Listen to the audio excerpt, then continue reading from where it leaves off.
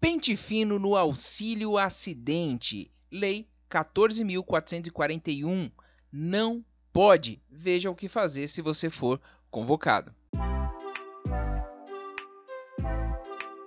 Fala pessoal, tudo bem com vocês? Eu sou o Fernando e você está no INSS Sem Segredo, canal do Grupo INSS Passo a Passo, voltado exclusivamente para os direitos dos aposentados pensionistas do INSS e também dos idosos do Brasil. E atendendo a vários pedidos, a gente vem falar do pente fino, principalmente no auxílio acidente, no famoso B94, tá? Gerando muita polêmica agora com a conversão da lei 14.441. O que fazer? Eu vou mostrar aqui para vocês. Fica até o final do vídeo todas as teses com relação a isso, o que o governo está querendo e o que vai acontecer, como você se preparar. Tudo isso nesse vídeo aqui compilado para você. Posso pedir para você deixar aquele joinha aí agora, só para não esquecer. Se você não gostar do vídeo, pode deixar o dislike no final sem problemas nenhum. Pente fino, auxílio acidente, o famoso B94. Agora, com a lei 14.441, o que fazer? Olha só, criado em 2016, o Programa de Revisão dos Benefícios por Incapacidade, que é popularmente conhecido como pente fino, ele tem o objetivo de fazer perícias médicas para localizar benefício irregular, embora a revisão, feita em escala, ou seja, em muita quantidade, termine às vezes atingindo indevidamente a renda de muitos que estão no seu direito. Tradicionalmente, o programa se limitava ao auxílio-doença e aposentadoria por invalidez. Os titulares do auxílio acidente, benefício pago em razão de sequelas definitivas herdadas por eventos acidentários, ou seja, era um benefício indenizatório, preste atenção nessa informação, eram poupados. Porém, agora o sossego deles acabou. Dentre as várias mudanças trazidas pela MP 1113 de 2022, convertida na Lei 14.441, a mais polêmica, sem dúvida alguma, é a inclusão do auxílio acidente dentre os benefícios por incapacidade passíveis de sofrer revisão pela perícia médica. Ao endossar o novo pente fino, Bolsonaro deixou transparecer que ele inicie nesse segundo semestre de 2022. Inclusive, mesmo sem saber qual será a realidade enfrentada pelos peritos médicos do INSS e o quantitativo de irregularidades nas perícias do auxílio acidente, o governo já lançou um palpite despretensioso, que a revisão do auxílio acidente produzirá redução na despesa de 416 milhões em 2022. Estranho isso, né? Em sua justificativa, a MP Medida Provisória 1113 de 2022 trouxe previsões de economia de despesa arrojadas para o próximo biênio. Embora o texto esteja com erros de português e redação confusa em relação à cifra, quando se refere ao corte do auxílio acidente, que ele ocasionará redução de despesa de 1.790.000 e em 2023 1.855.000 e em 2024, ao que tudo indica, a meta financeira para os anos 2023 e 2024 seria gerar economia na casa dos bilhões, ao invés de milhões que foi redigido, né? Então, apesar da redação estar errada, dá para a gente entender que é em torno de 2 bilhões cada ano. Se for tomar como referência o ano de 2022, somente em poucos meses desse ano o governo quer reduzir a despesa em quase R$500 bilhão. Fica claro que é muita expectativa do governo em querer economizar, mesmo quando o universo do auxílio acidente no país é ínfimo. É um dos benefícios com menor demanda no INSS e, portanto, não onera tanto a folha de pagamento. Isso significa que, para alcançar a meta fiscal, a taxa de cortes deverá ser potencialmente mais elevada, caso os peritos sejam influenciados pela ambição do governo em conseguir a economia traçada. Como é que você pode afirmar que você vai ter economia X ou 2 bilhões ali, como o governo falou, sendo que você não sabe se as pessoas aí recuperaram a capacidade ou não? Então, fica aí essa polêmica com relação a isso.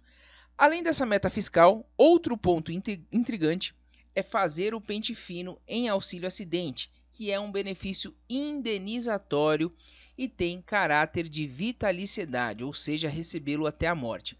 Pessoal, presta atenção. Vou dar um exemplo aqui para vocês. Imagina que você sofreu o acidente, ficou com a redução, o INSS é uma seguradora e você teria a opção de receber o seu seguro de uma vez só, vamos supor, R$500 mil, ou receber uma mensalidade para o resto da vida. Lembrando que é um benefício, É o único que pode ser abaixo do salário mínimo, por ele ser indenizatório. Então vamos supor que você pegasse essa indenização toda de uma vez. E aí, a pessoa que pegou parcelado não receberia, porque agora passaria por um pente fino. Então, aqui mais uma contradição nesse pente fino. É um benefício indenizatório. Você já sofreu aquele acidente. Então, não importa se você foi recuperando, se você correu atrás disso. Você fez jus à indenização. Primeiro ponto. O auxílio acidente costumava ser cessado apenas nos casos de morte ou de aposentadoria. O corte via perícia médica era algo impensável, inabitual. O ajuste na legislação caiu como uma bomba para as pessoas que precisarão se submeter ao estresse e à incerteza das revisões periciais, principalmente quando o governo declina uma expectativa alta de economia com os benefícios cortados. Essa novidade, portanto, poderá desestabilizar o emocional e o planejamento financeiro de muita gente que não esperava por isso, ou a partir de agora tem a ameaça concreta da cessação do pagamento, que até então era praticamente vitalício. Com a conversão da MP em lei, aos titulares do auxílio acidente é importante amealhar antecipadamente laudos médicos mostrando que as sequelas persistem e que continua definitiva. Com a publicação da lei no Diário Oficial, as cartinhas de convocação dessa nova versão do pente fino podem chegar a qualquer momento. Chama a atenção também que o governo foi infeliz em expressar que os cortes do auxílio acidente iriam ajudar a pagar a conta dos benefícios de prestação continuada, ou seja, o BPC, benefício assistencial. Embora o INSS administre as concessões e as revisões de benefícios previdenciários e assistencial, eles não se confundem. São totalmente diferentes. Os benefícios previdenciários exigem prévio pagamento do segurado. Como o próprio nome diz, segurado, ou seja, você está pagando um seguro para você e você sofreu um acidente e recebeu o auxílio acidente. Então, os benefícios previdenciários exigem prévio pagamento do segurado para que este possa receber algo no futuro, se for o caso. Já os benefícios assistenciais são patrocinados e de responsabilidade do governo federal, mesmo quando o beneficiário nunca tenha contribuído com nada com o INSS. As contribuições previdenciárias financiam a Previdência Social, mas não foram criadas para pagar a despesa da assistência social. Então, completamente injusto, incabível. Olha só, você paga a sua seguradora ali e você vai ter o seu benefício cortado para financiar um benefício de uma pessoa que nunca pagou essa seguradora e que a verba vem da assistência social. Na justificativa da MP, constou que essa economia deverá ser direcionada como medida de compensação para o aumento na despesa com o BPC decorrente da ampliação do limite de renda familiar per capita sujeita a escalas graduais. Ora, apesar de estarmos em ano eleitoral, é possível o governo querer aumentar as despesas com assistencialismo, como está acontecendo com o próprio Auxílio Brasil. A exemplo também do BPC. Mas é completamente absurdo explicar que a conta será paga em função do corte proporcionado de benefício previdenciário, justamente por terem fonte de custeio diferente. Repito, você paga uma seguradora para, quando você precisar, ter o seu benefício. E aí essa seguradora quer custear suas despesas, né? Quer custear, quer transferir a sua contribuição para o assistencial, ou seja, para uma pessoa que nunca contribuiu.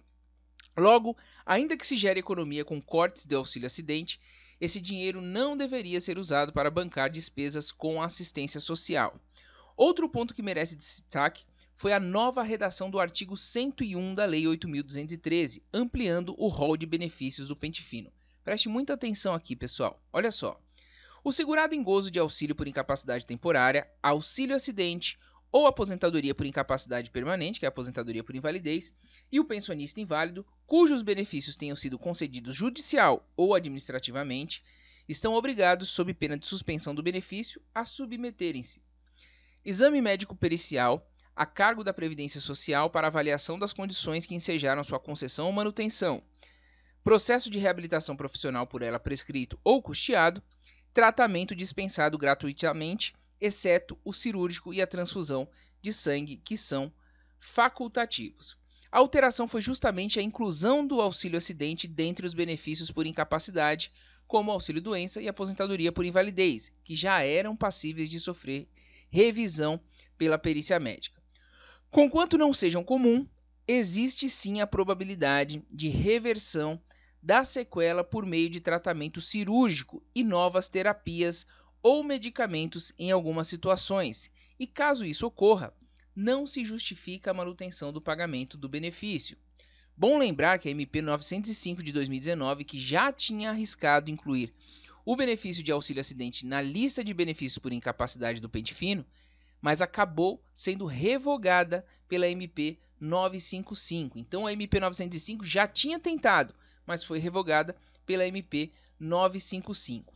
Na prática, a MP 1113, que foi convertida na Lei 14.441, torna possível que os segurados que recebem o benefício acidentário, o auxílio acidente, sejam convocados para as perícias periódicas em um prazo de, em média, 6 meses, para constatar se ainda continuam com as sequelas que garantem a concessão do benefício ou se já recuperaram e serão encaminhados para o processo de reabilitação profissional, onde o benefício será cessado gradativamente.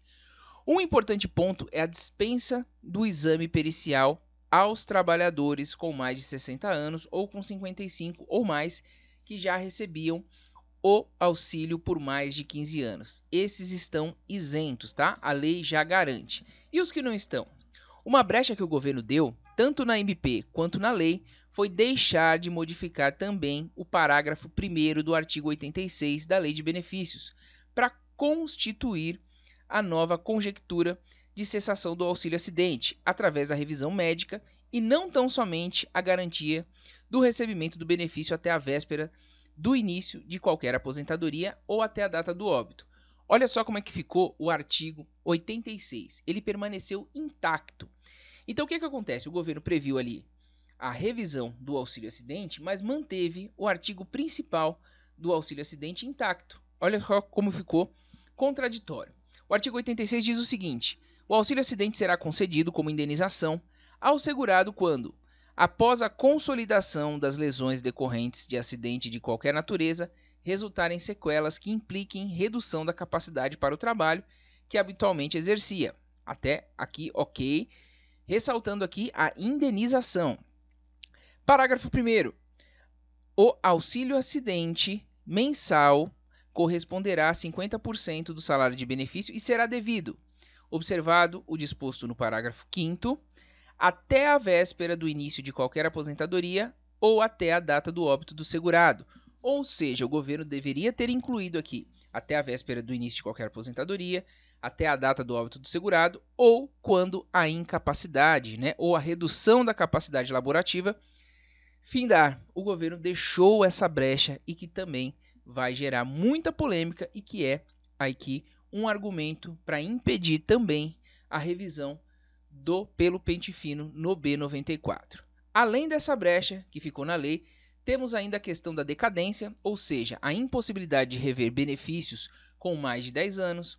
Temos a tese da irretroatividade da lei, ou seja, os efeitos da lei não podem retroagir se isto caracterizar prejuízo a ato jurídico perfeito, ou seja, a concessão do benefício, a direito adquirido ou a coisa julgada, no caso de benefício concedido de forma judicial. Por fim, o fato do auxílio acidente ser um benefício indenizatório também torna a revisão para a cessação um ponto muito contraditório e que vai gerar teses judiciais contraditórias. Porém, antes de tudo isso acontecer, que eu falei para vocês, vai ter a convocação. Então, fato, você vai ter que se submeter, caso seja convocado, à perícia médica.